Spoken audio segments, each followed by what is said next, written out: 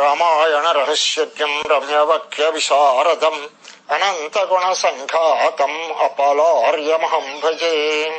నీలాతుంగస్తనగిరితటీ సుప్తముద్బోధ్య కృష్ణం పారాభ్యం స్వం శృతిశతశిరసిద్ధమచ్ఛాపయంతి. సోచ్ఛిష్టాయాం సృజనిగళితం యా బలాత్కృత్య భుంక్తే. గోదా తస్యై నమైదమిదం భూయయ వస్తు భూయః. నిన్నటి రోజు మొదటి పాసురంలో మనం ఆయన యొక్క సౌందర్యాన్ని చూశాం. స్వామి కార్మేని శంకణ్ కదిర్మదియంబోల్ ముగత్తాన్ నారాయణనే నమక్కే పరైదరువాన్ అన్నారు. ఈ పర అనే వాయిద్యాన్ని ఇస్తాడు అని చెప్పుకున్నాం.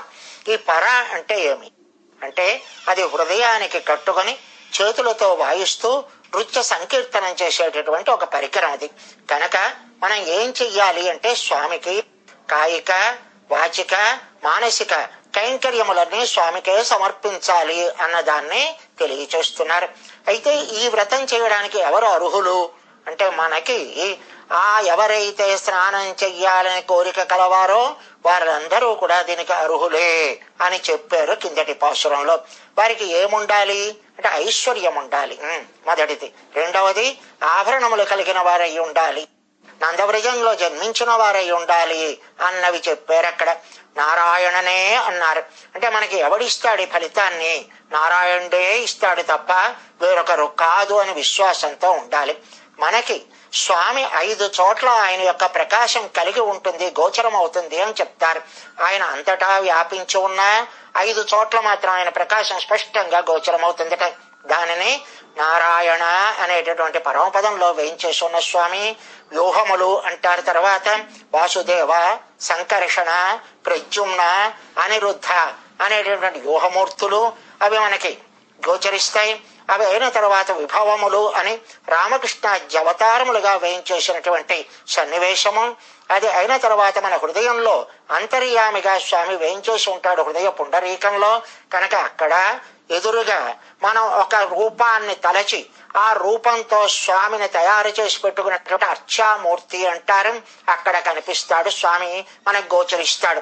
పూర్ణమదః పూర్ణమిదం పూర్ణాత్ పూర్ణముదచ్యతే అని అన్ని చోట్ల కూడా పరమపదంలో అయినా సరే, లేక వ్యూహముల్లో అయినా సరే, తర్వాత విభవముల్లో అయినా సరే, అంతర్యామిగా ఉన్న అర్చామూర్తిన ఎక్కడ ఉన్నా ఆయన పరిపూర్ణమైనటువంటి కళ్యాణ గుణములు కలిగిన వాడే అన్నదాన్ని మనకి తెలియచేస్తున్నారు. చేసి అలాంటి నారాయణనే అంటే నారాయణుడే ఫలితాన్ని ఇచ్చేవాడని వీరికి ఎలా తెలిసిందండి? కృష్ణ పరమాత్మ కదా ఫలితాన్ని ఇచ్చేవాడన్నది తెలియాలి కదా.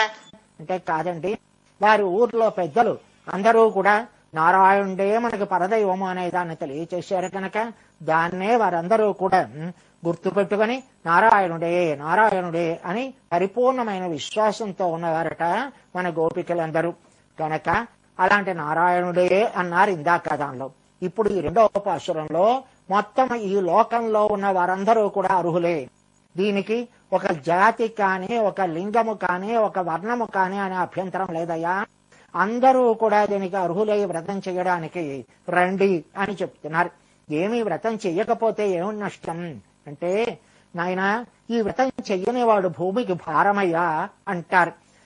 కనుక ఈ వ్రతం చెయ్యాలి. అందరూ ఏం తెలియాలి?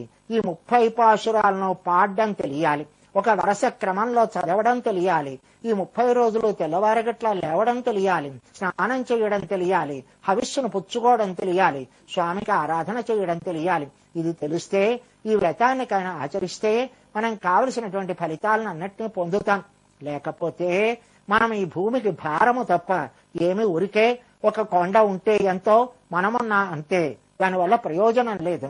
కనుక రండి, ఈ లోకంలో ఉన్న వారందరూ కూడా దీనికి అర్హులే అని ఈనాడు పాశురంలో పిలుస్తున్నారు. వైయత్తు వాహువేరుగోళ్ నామం நம் வாவைக்கு செய்யும் கிரிசைகள் கேளீரோம் பார்க்கடலில் பையத்து என்ற பரமன் அடிபாடி நெய்யுண்ணோம் பாலுண்ணோம் நாட்காலே நீராடி மையிட்டுசுதோம் மலரிட்டு நாமுடியோம் செய்யாதன செய்யோம் தீக்குறளை சென்றோதோம் ஐயமும் பிச்சையும் ஆந்தனையும் கை காட்டி உய்யுமாறெண்ணி உகந்து ఏదో రెంబోయ్ అన్నారు. ఆయన వయ్యత్తే వాయువేరుగోయ్ అంటే ఈ లోకంలో ఉన్నటువంటి ఆనందాన్ని అనుభవించడానికి జన్మించిన వారలారా అని అడ్రస్ చేస్తున్నారు. ఏమండి, ఈ లోకంలో ఉంటే ఆనందం అనేది ఉంటుందా? ఎప్పుడైనా ఆనందం అనేది ఎప్పుడు ఉంటుంది? నన్ను ఎవరిని అడిగినా సరే మీరు సుఖంగా ఉన్నారా, ఆనందంగా ఉన్నారా అని కానీ అడిగితే ఏమిటోనండి అనడం తప్ప మనం సుఖంగా ఉన్నాము అనడానికి అవకాశం లేదే. అలాంటి మనము ఈ లోకంలో ఉన్నామట, జన్మించామట, ఆనందాన్ని అనుభవించేవారలరా రండి ఈ వ్రతాన్ని చేద్దాం అంటున్నారు. ఏమిటి ఈ భూమి యొక్క లక్షణము అంటే మనకి 3 చెప్తారు. భూమి, అగ్ని, నీరు అనేటటువంటి 3 అవతారాలను కానీ తీసుకుంటే అగ్ని ఏం చెప్తుంది అంటే ఎరుపుదనాన్ని చూపిస్తుంది, అంటే తేజస్సును చూపిస్తుంది అగ్ని. అలాగే నీరు తెల్లదనాన్ని చూపిస్తుంది, భూమి నల్లదనాన్ని చూపిస్తుంది, అంటే నల్ల రంగు. అంటే నలుపు అంటే ఏమిటి అంటే తమస్సు, తమస్సు అంటే అజ్ఞానము. కనుక అజ్ఞానాన్ని కలగచేసేదేదో అది భూమి. కనుక ఈ భూమిలో జన్మించిన వారికి అజ్ఞానము తప్ప మరొక రకమైనటువంటి యథార్థ జ్ఞానం వీళ్ళకి కలగడానికి అవకాశం లేదయ్యా. కనుక యథార్థ జ్ఞానం కలగకపోతే అంటే అజ్ఞానం అంటే ఏమి అంటే మనము అసలు ఒక వస్తువుని గురించి తెలియకపోతే అది అజ్ఞానం. అలా కాక తెలిసింది కానీ దాని యొక్క ధర్మం ఒకటైతే దాని ధర్మం వేరుగా కాని భాషిస్తే, అంటే ఒక తెల్లగా ఉన్న వెన్నముద్ద పచ్చగా ఉన్నట్టు కాని మనకు కనిపిస్తే అప్పుడు ఏమైంది? దాని రంగు మారిపోయింది, అప్పుడు దాన్ని అన్యథా అజ్ఞానము అంటారు. అలా కాక ఒక వెన్నముద్దను చూసి ఆ వెన్నముద్ద ఒక శంఖమని కాని భావిస్తే అప్పుడు ధర్మి అంటే అసలు పదార్థమే మారిపోయింది, మారిపోతే దాన్ని విపరీత జ్ఞానము అంటారు. కనుక మనకు కలిగేది ఏమిటి? ఈ లోకంలో అజ్ఞానమైనా ఉంటుంది, అన్యథా జ్ఞానమైనా ఉంటుంది, విపరీత జ్ఞానమైనా ఉంటుంది తప్ప యథార్థ జ్ఞానం కలగడానికి అవకాశం లేదు ఈ లోకంలో. మరి ఇలాంటి యథార్థ జ్ఞానం కలిగినప్పుడు మన ఆనందాన్ని ఎక్కడి నుంచి పొందుతాం? వయ్యత్తే వాయువేరుగోయ్ అంటున్నారే, ఈ లోకంలో పుట్టాం, జన్మించాం. ఎందుకని? ఆనందాన్ని అనుభవించడానికి జన్మించిన వారలారా అని అడ్రస్ చేశాట. ఎప్పుడు ఆనందం కలుగుతుంది అంటే ఎప్పుడు భగవంతుడే మనకు రక్షకుడని పరిపూర్ణమైన విశ్వాసం కలిగి మనము స్వతంత్రులము కామో మనం పరతంత్రులమో అని తెలుసుకొని మన ప్రవృత్తి స్వార్థం కాదు పరార్థమో అని తెలుసుకుంటామో అలాంటి జ్ఞానం కలిగిన నాడు ఆనందం కలుగుతుందయ్యా. కనుక అలాంటి ఆనందం కలగడానికి జన్మించిన వారలారా రండి. ఇంకేం చెయ్యాలి? మనం ఈ వ్రతాన్ని చేస్తూ ఉంటే లౌకికమైన వ్రతాలు చేస్తే ఎలాగైతే కొన్ని నియమాలున్నాయో మన వ్రతానికి కూడా కొన్ని నియమాలున్నాయా. కనుక వ్రతానికి ఉన్నటువంటి నియమాలు ఏమిటో చెప్తాం రండి అంటున్నారు. ఏమిటాం? తిరిసేగా కేళిరో చేసేటటువంటి పనులు ఏమిటో చెప్తాం వినండి. లేవగానే మొట్టమొదటి చెయ్యవలసినది పార్కడలు పయ్యత్తుయన్ర పరమన్ అడిపాడి. పార్కడలు అంటే పాల సముద్రంలో ఆయన ఎలా పడుకున్నట్ట పయ్యత్తుయన్ర అంటే కదలకుండా నెమ్మదిగా ఏమి ఇటు అటు ఒత్తిగిలితే ఎక్కడ ఈ ఆపద కలిగిన వారు పెట్టిన మొర వినిపించదో అని శ్రీదేవి భూదేవితో కూడా మాట్లాడకుండా ఒత్తుకోకుండా ఇటు అటు తిరగకుండా పడుకున్నట్ట స్వామి. అలాంటి పయ్య తుయన్రా అలాంటి స్వామి ఎక్కడున్నాడినా పార్కడలు అంటే పాల సముద్రంలో ఉన్నాడు. నారాయణుడు అని ఆయన పరమపదంలో ఉండేటటువంటి స్వామి. ఇంకా ఆయనే వ్యూహములుగా వస్తారు. వ్యూహములు మనకి వాసుదేవ, సంకర్షణ, ప్రద్యుమ్న, అనిరుద్ధ అంటారు. ఇవి మనకి వ్యూహములు ఈ సృష్టి స్థితి లయములను చేసేటటువంటి వాటికి ఉపయోగపడేవి. కనుక అలాంటి పాల్కడలలో శయనించేట స్వామి. ఎలాగైతే ఒక పైరు వేసిన వాడు అది మంచి ఫలానికి రావడానికి సిద్ధంగా ఉన్నప్పుడు ఆ పైరు దగ్గరే పండుకొని ఉంటాడో మంచం మీద, అలాగే మన స్వామి కూడా వీరి ఆర్తి కలిగిన వారు ఎప్పుడైనా మొరపెడితే తనకి వినిపించదేమో అని వచ్చి వ్యూహముగా తన ఈ పాల సముద్రంలో వేయించేస్తున్నాడే ఆయన ఎవడు? పరమన్ అంటే పరుడు. పరుడు అంటే అర్థం అంటే మామూలుగా ఈ లోకంలో ఉన్నటువంటి మనలాంటి సామాన్య బుభుక్షువులు కాక, పరమపదాన్ని పొందాలని కోరిక కలిగినటువంటి ముముక్షువులు కాక, ఆ పైన మోక్షాన్ని పొందినటువంటి మీ ముక్తులు కాక, వారందరికన్నా పైవాడెవడో వాడు పరమన్. కాబట్టి అలాంటి పరమన్ అడిపాడి మనం ఏం చెయ్యాలి? లేవగానే మొట్టమొదట స్వామి పాలసముద్రంలో వేయించేసి ఉన్నటువంటి స్వామి అని ఆయన యొక్క నామ సంకీర్తనాన్ని పాడాలట. పాట అంటే ఏమిటి అంటే మాట అంటే ఏమిటి? మాట అంటే మనం ముందర మనసులో తలుచుకొని ఈ అభిప్రాయాన్ని మనం వ్యక్తం చెయ్యాలి అని బయటికి వ్యక్తం చేస్తే దాన్ని మాట అంటారు. అలా కాక లోపల అనుభవించినటువంటి అనుభవం మరి లోపల ఆగక పైకి ఉన్మస్తకంగా కాని బయల్వెడలితే దాన్ని పాట అంటారు. కనుక అలాగ పాడి దేన్ని గురించి? ఆ పరమన్ అడి అంటే ఆ పరమాత్మ యొక్క పాదాలని మనం పాడాలి. ఇది మనం మొట్టమొదట చేయవలసినటువంటి పని వ్రతంలో. అది చేసిన తర్వాత ఏం చెయ్యాలండి? నెయ్యున్నోం పాలున్నోం మనం స్వీకరించకూడనటువంటి పదార్థాలని చెప్తున్నారు. ఏమిటట? కొన్ని నియమాలు. సాధారణంగా ఏ వ్రతం చేసినా ఆ వ్రతంలో కొన్ని నియమాలు. ఆయన ఈ రోజుల్లో ఈ పదార్థాలను స్వీకరించకూడదు అని పెద్దలు చెప్తారు. అలాగే ఇక్కడ కూడా నెయ్యున్నోం పాలున్నోం. నెయ్యి మేము తినవండి, పాలు మేము స్వీకరించవండి అంటున్నారు. ఏమిది అంటే ఎప్పుడైనా సరే మన శరీరము లోపల జీవుడు ఉంటాడు. ఆ జీవుని లోపల పరమాత్మ ఉంటాడు. కనుక ఈ శరీరం ఎలాగైతే ఒకవేళ ఇది కాని ఉపవాసం చేస్తే ఏమవుతుంది? ఈ శరీరం కృషిస్తుంది. కానీ దీని వల్ల కలిగినటువంటి బాధ లోపల ఉన్నటువంటి జీవుడికి కలుగుతుంది. అలాగే మనము కాని ఈ పదార్థాలు నెయ్యి పాలు అనేది ఎవరి కోసమని? ఆ కృష్ణ పరమాత్మ కోసమని. ఆయనకి ఇష్టమైనటువంటి ప్రీతి అయినటువంటి పదార్థాలు వాటిని ఆయనకి సమర్పించి ఆయనకి శేషముగా మేము స్వీకరించాలి. కానీ ఈ శరీరానికి వర్ధకమైనటువంటి ఈ నెయ్యి పాలు మేము స్వీకరించమండి, మేము ఉచుకోం అంటున్నారు. ఉపవాసం చేస్తే ఏమవుతుంది? ఈ శరీరం కృషిస్తుంది. కానీ దీని వల్ల కలిగినటువంటి బాధ లోపల ఉన్నటువంటి జీవుడికి కలుగుతుంది. అలాగే మనము కాని ఈ పదార్థాలు నెయ్యి పాలు అనేది ఎవరి కోసమని? ఆ కృష్ణ పరమాత్మ కోసమని. ఆయనకి ఇష్టమైనటువంటి ప్రీతి అయినటువంటి పదార్థాలు వాటిని ఆయనకి సమర్పించి ఆయనకి శేషముగా మేము స్వీకరించాలి. కానీ ఈ శరీరానికి వర్ధకమైనటువంటి ఈ నెయ్యి పాలు మేము స్వీకరించమండి, మేము పుచ్చుకోం అంటున్నారు. అయితే ఏమిటి పుచ్చుకోకపోవడం అంటే? ఉపవాసం చేస్తారనే అర్థం కాదు. ఇక్కడ ఉపవాసం కాదు ఇక్కడ చెప్పేది. ఇక్కడ ఏమంటున్నారు? శరీరానికి పోషకములైన పదార్థాలను మేము స్వీకరించాం. మరి ఏం కావాలి? ఆధ్యాత్మికముగా లోపల ఉన్నటువంటి ఆ తత్వానికి పోషకమైన వాటిని మాత్రం స్వీకరిస్తాం. అవేనా మేము స్వీకరిస్తామా? కాదు. మరి ఏమిటట? పాలంటే ఏమి, నెయ్యి అంటే ఏమి అన్నది మనం చూడాలి. పాలు అంటే పాలలో నెయ్యి ఉంటుంది. ఎలాగైతే పాలు ఎదురుగా కనిపిస్తున్నప్పుడు పాలలో నెయ్యి ఉన్నట్టు తెలియకపోయినా అది తోడుకున్న తర్వాత దాని నుంచి కానీ చిలుకితే వెన్న వస్తే వెన్న నుంచి నెయ్యి ఎలాగైతే వస్తుందో అలాగే ఇక్కడ కూడా కారణతత్వము పరమాత్మ.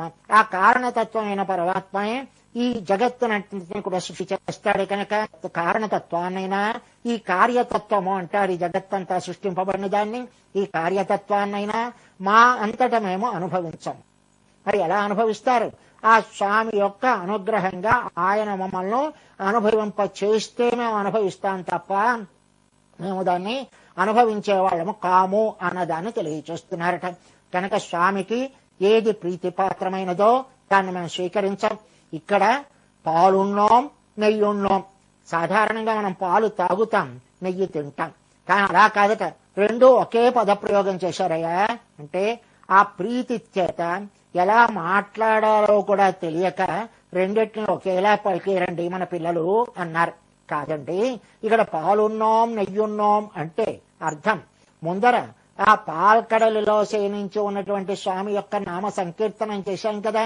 ఎప్పుడైతే నామ సంకీర్తనం చేశామో అప్పుడు కడుపు నిండిపోయింది.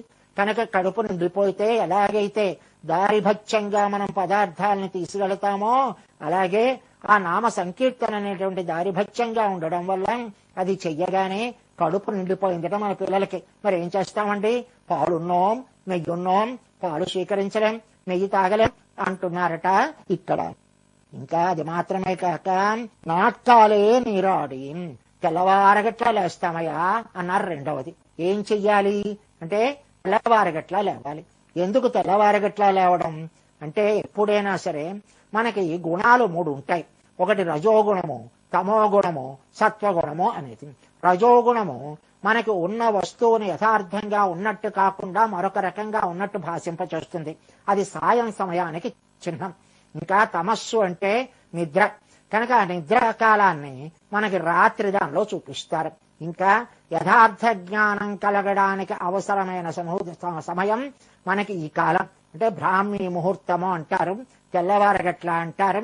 ఇక రాబోయేటటువంటి ఉత్తరాయణ పుణ్యకాలానికి ముందర ఉన్నటువంటి ఈ మార్గశీర్ష మాసం కనుక ఆ ఉత్తరాయణ పుణ్యకాలం దేవతలకి పగలు కనుక ఇది రాత్రి జరిగిపోయి తెల్లవారగట్ల సమయం ఆసన్నమవుతోంది అని తెలియచేయడానికి, జ్ఞానం కలగడానికి తగినటువంటి సమయం ఆసన్నమైంది అని తెలియడానికి నాట్కాలే నీరాడి తెల్లవారగట్ల లేవాలి. లేవడం మాత్రమే కాదు, నీరాడి స్నానం చెయ్యాలి. స్నానం అంటే చెప్పుకున్నాం, భగవంతుని యొక్క గుణాలలో అనుభవించి మునిగి ఉండాలి. కనుక నాట్కాలే నీరాడి ఇవి సాధారణంగా వ్రతం చేసేటప్పుడు అందరూ చేసేటివే అయినప్పటికీ ఇప్పుడు ప్రత్యేకంగా చెప్తున్నారు. ఎవరు ఇళ్ళు అంటే నామం నంపావైక్, మనం అంటే ఎవరం అంటే అహంకారం కాదు ఇక్కడికి తెలియచేయబడుతున్నది. నామం అంటే నేను, మనమంటే ఎవరైతే భగవంతుడే మనకు రక్షకుడని పరిపూర్ణమైన విశ్వాసంతో ఆయనకే చెందిన వారము ఉన్నామో అలాంటి మనం. నంపావైక్ మన వ్రతానికి అంటే మిగతా వాళ్ళు వ్రతాలు చేస్తారు, కానీ ఏదో ఈ లోకంలో ఉన్నటువంటి కోరికలు తీరడానికి కొందరు వ్రతం చేస్తే అసలు భగవత్ తత్వమైన ఆశ్రమం అవ్వాలనుకోని వ్రతాలు యాగాలు చేసేవారు కొందరైతే మేము అలాంటి వాళ్ళం కాదు. భగవత్ సమృద్ధి పెరగాలి అని చేసేటటువంటి వ్రతం చేసేవాళ్ళం మేము. நாம் பாவைக்கு செய்யும் திருசைகள் கேளீரோம் பார்க்கடலுள் பையத்து என்ற பரமன் அடிப்பாடி నెయ్యున్నాం పాలున్నాం నాట్కాలే నీరాడి తెల్లవారగట్ల లేస్తాం, లేచి మేము స్నానం చేస్తాం. అంతేకాదండి మేము ఇంకేం చేస్తాం, మయ్యిట్టెషుదోం మలరిట్టు నా ముడయం అన్నారు. అంటే కంటికి కాటుక పెట్టుకోమట, ఇంకా తలలో పూలు ముడవము అన్నారు. ఏమిది కంటికి కాటుక పెట్టుకోరట, ఎందుకని? సౌందర్యం ఎవరి కోసమని? ఈ సౌందర్యం అనేది స్వామి కోసమని. కన్ను కంటికి కాటిక, కన్నంటే ఆధ్యాత్మిక పరిభాషలో జ్ఞానము అని చెప్తారు.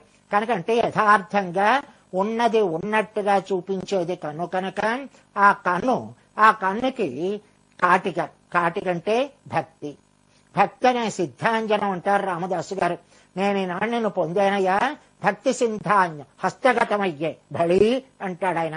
కనుక రామా నీ తత్వం నాకు ఈనాడు గోచరమైందయ్యా. దేనివల్ల గోచరమైంది?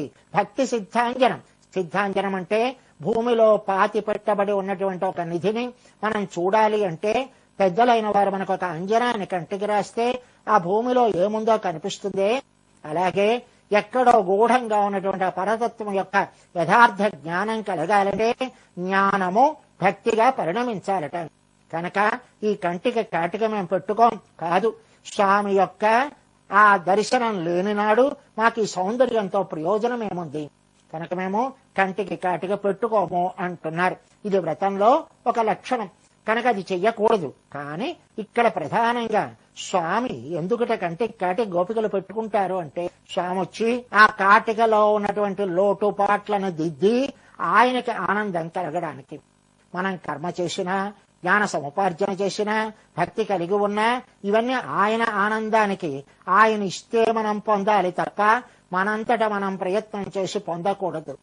కనుక ఇక్కడ కంటికి కాటిక పెట్టుకోం అంటే మనము జ్ఞానము భక్తిగా పరిణమించినటువంటి ఆ భక్తి కూడా ఆయన అనుగ్రహిస్తే మాకు కావాలి తప్ప మా అంతట మేము వాటిని సముపార్జన చేసేవాళ్ళము కాము అన్నదాన్ని తెలియచేశారు.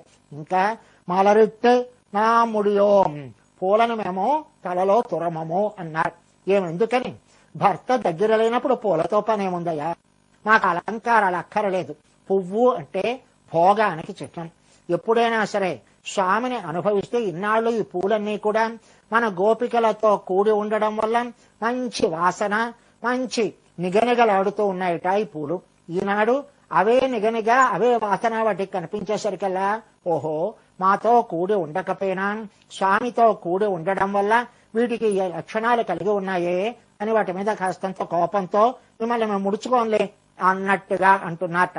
కాదు, ఎప్పుడైనా భోగము చిహ్నము పువ్వు. ఏం భోగం అంటే స్వామిని అనుభవించడం. ఈ స్వామిని పొందిన తర్వాత స్వామిని అనుభవించడం మన కోసమా స్వామి కోసమా అంటే మన కోసం అని అనిపిస్తుంది. కాదు, ఈ అనుభవం కూడా స్వామి మనకి అనుగ్రహిస్తే ఆయన మనని పొంది ఆయన ఆనందాన్ని పొందితే ఆ ఆనందం ద్వారా మనం ఆనందాన్ని పొందాలి తప్ప మన యొక్క ఆనందం కోసం కాదండి స్వామిని పొందడం. కనుక భగవద్ అనుభవం కూడా స్వామి యొక్క ఆనందానికే, అది ఆయన అనుగ్రహిస్తే మనం పొందాలి అన్నదాన్ని చూపిస్తూ మొదలెట్టు నా ముడియో. ఇంకా అన్నిటికన్నా ప్రధానమైనది శయ్యాదన శయ్యం తీక్కురలై సంరోధం. మా పెద్దలు ఆచరించని దాన్ని మేము ఆచరించం. ఏది ప్రమాణం? శాస్త్రం ప్రమాణమా లేక పెద్దల యొక్క ఆచారం ప్రధానమా అంటే ధర్మజ్ఞ సమయ ప్రమాణం వేదాశ్చ. పెద్దల యొక్క ఆచరణే ప్రధానం. వేదాశ్చ వేదములు కూడా. ఒకవేళ వేదములలో అది లేదండి అంటే మన పెద్దలు ఆచరించి ఉండరు. కనుక మన పెద్దల ఆచరణని చూసి మనము మన నడవడికను సరిదిద్దుకోవాలయా. కనుక పెద్దలు ఎలా ఆచరించారో అలాగే మేము ఆచరిస్తాం తప్ప మరొకలా ఆచరించము. మా పెద్దలు చెయ్యని దాన్ని మేము చెయ్యం. శయ్యాదన శయ్యం అంటారు. మనకి ఒక గురువు గారు శిష్యునికంతా చదువు అయిపోయిన తర్వాత వెళుతూ ఉంటే ఆయనకి చెప్తాడు, కర్మ విచికిత్సావా వృత్త విచికిత్సావా.